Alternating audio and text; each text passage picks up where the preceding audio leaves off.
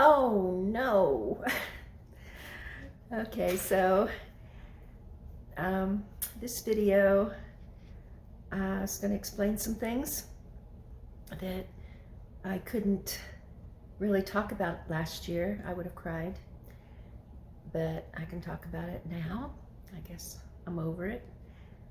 The biggest oh no of 2024 was that I had converted a school bus into my retirement home.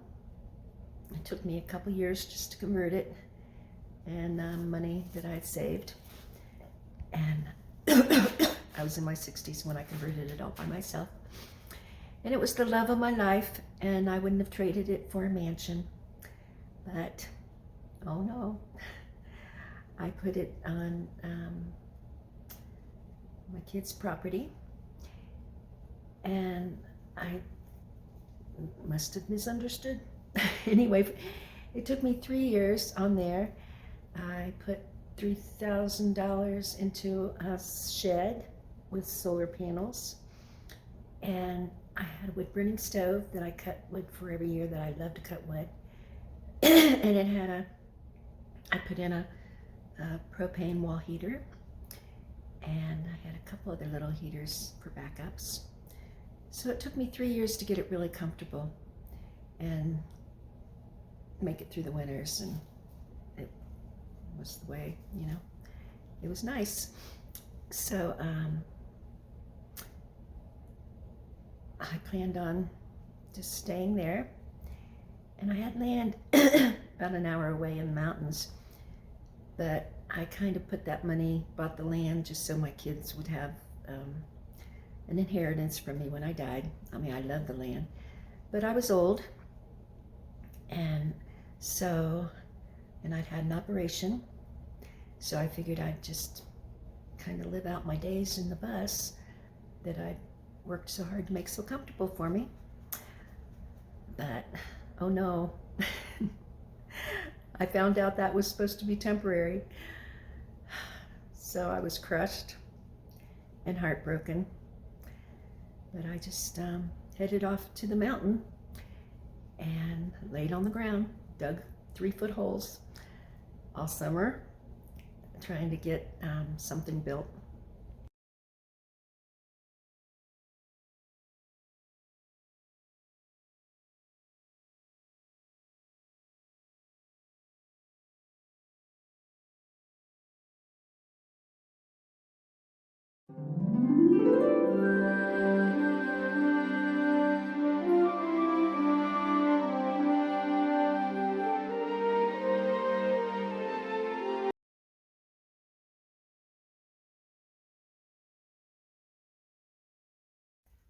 Here's my outdoor kitchen, all set up for summer. In the winter, it kind of used more for storage, but in the summer, I gotta use it outside.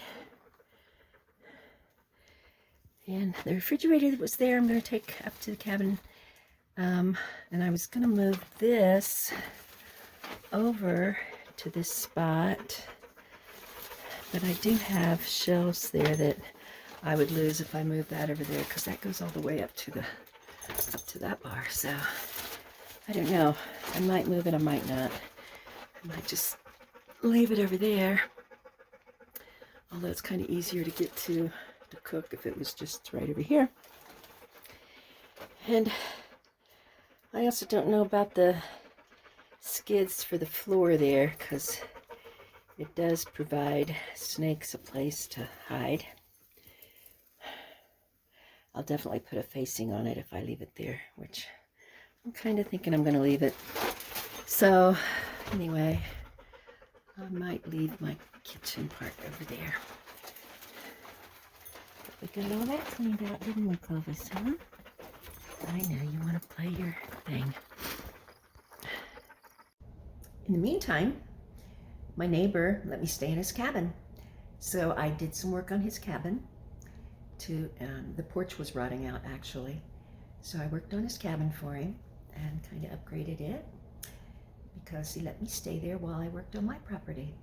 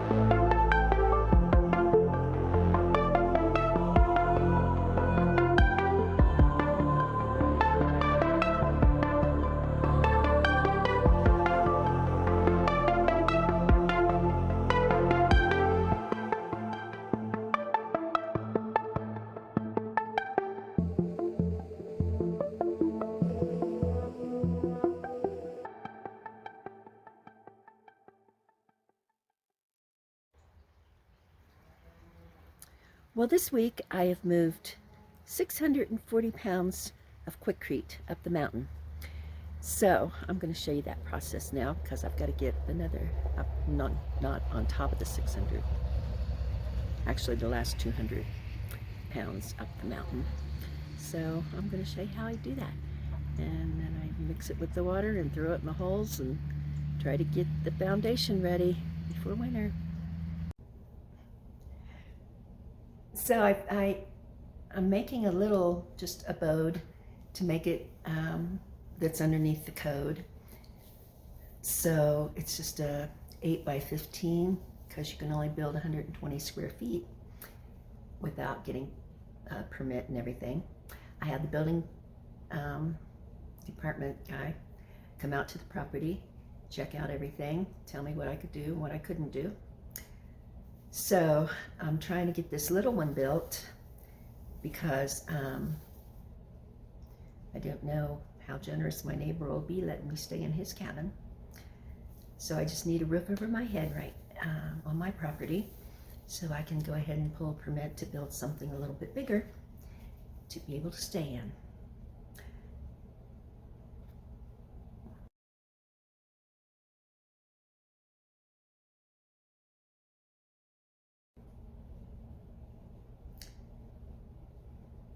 But my second oh no,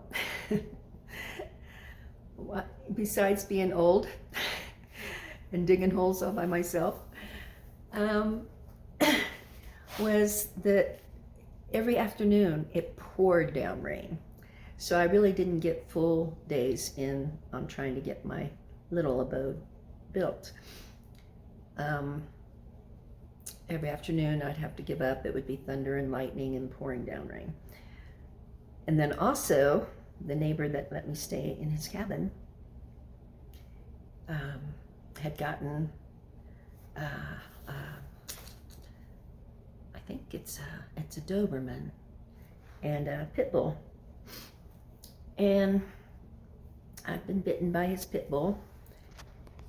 And so I was, at first they wouldn't come across the street where my property was.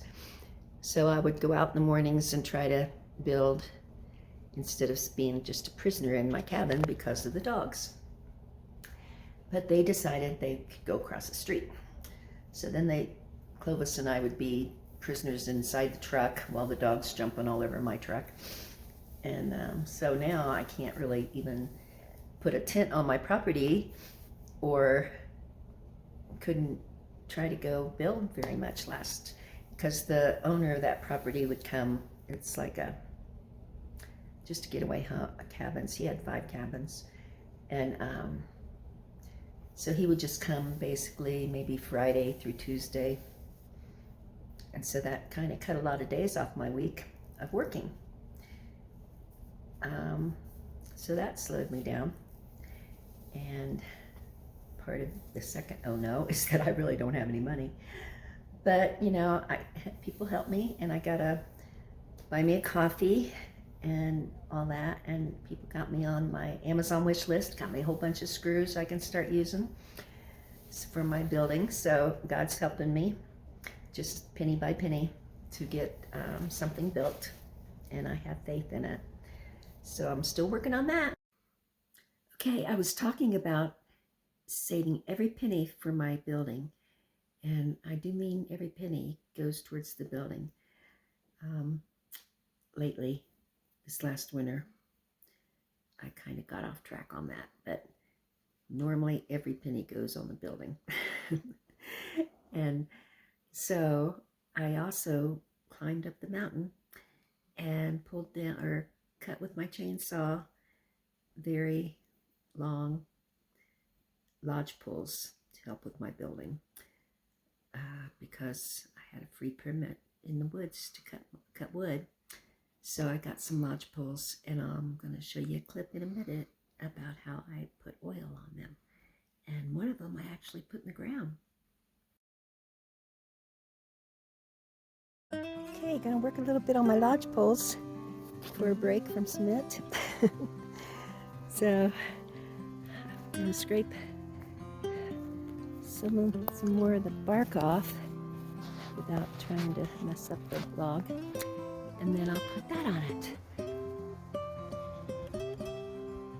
to protect it, and I'll cover them good with a tarp, which I need more tarps.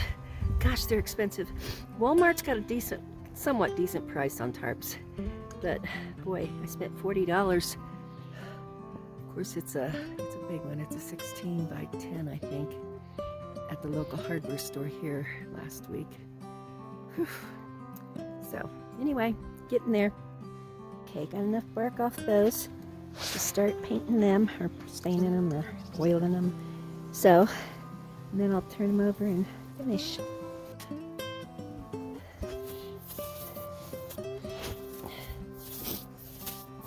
So with wood, it's just like faux painting. I used to do some faux painting, and they'd say, you know, if it doesn't look right, don't worry about it, just keep working it. And with my wood projects, I'm kind of the same way. I mean, wood likes to be rubbed, and layers of it just make it deeper and deeper.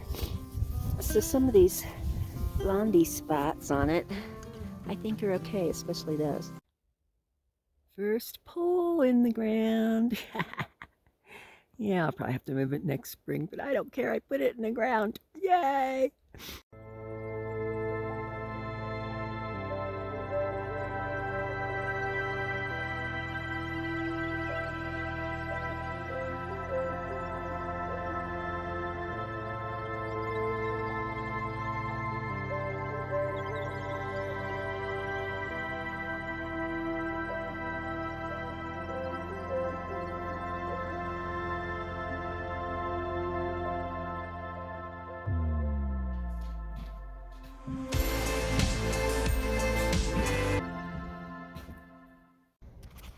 And my half oh no, although it might have deserved a whole oh no, is that I had an operation last February 2024 that I figured would make me all better, but it made me worse. So I can't eat anything. I went from a size 16 to a size 8, and so my health is not very good. But that's not going to stop me from building. I love to build. So, you know, it's not really a chore when you're doing something you really love. So I am working on that. But I am 73. And, you know, lately, just thinking, you're 73, Sandy. 73. 73. I remember my grandmother being 72, and she was just a little old lady. Definitely not out there trying to build a house. But for some reason, I'm not gonna let that sink in, and it's fine, and I'm gonna keep on building. And you know, it's just a perfect way for me to die. I mean, I would much rather just keel over and die working on my property than just sitting watching TV, which is what I do when I don't build. In one of those oh no's, when I first moved to the canyon to try to build something, I spent about 2 months last summer without any phone reception, any kind of Wi-Fi. My neighbor's cabin had electricity, no running water, no Wi-Fi, but it had electricity that I could watch my movies on my DVDs. And so I did that, but I didn't have any. There was, it would say on my phone that I could use it only for emergencies. At first I didn't even think I had that, but then it did say that I could use it for emergencies. So I thought, well, just keep my phone with me, and if I have to call 911, it'll work for me. Well, a couple months into it, one of the summertime neighbors I saw at the dumpsters, she told me her AT&T worked all the way back in the canyon. So I changed my phone to AT&T, and thank God, that's not an oh no anymore. So that's a wonderful blessing that my phone works back there, as far as calling anybody I want, and uses my Wi-Fi. It's $50 a month only to get, watch movies on my phone, or get on Facebook, or get my phone calls. So that's really, really, really a good deal and a good blessing. So I'm looking forward to many more good blessings this summer, and you guys hang with me. It's very slow going, and I know it's boring to watch channels that don't whip out something really quick, but it's kind of a neat journey to follow, and I hope you're as curious as I am what I'm going to get accomplished. If I do this real quick, Aunt Barbara, I can send it to you on a text. This is the living room. It's just been primed except for over around the fireplace, and it's been painted. This little dining room area here, that one on the right is going to be torn out. The rest of those have been painted. And this is the kitchen. They don't want me to do, they haven't decided yet. They want to do something kind of different with some accent walls in here. And then this is the first bedroom that's got the ceiling painted, the same color as the walls. And there's a walk-in closet. And I got the primer on this little bathroom. Then this whole big wall down through the hallway has been primed. I gotta put that peachy color on it. And it's too dark in here. My light bulb went out, but that's the room I'm staying in. The bigger bathroom where the washer and dryer will be. And I'm working on it right now. And this is the back bedroom that I've pretty much got it primed. Just needs a little bit of cutting in. So that's a wrap. I'm glad you joined me today, and remember to like and share and comment and subscribe. And please say a blessing. Send some blessings to my friends who were so wonderful that I got to stay in their place this winter. I can't thank them enough. And thank everybody else who's been great for me.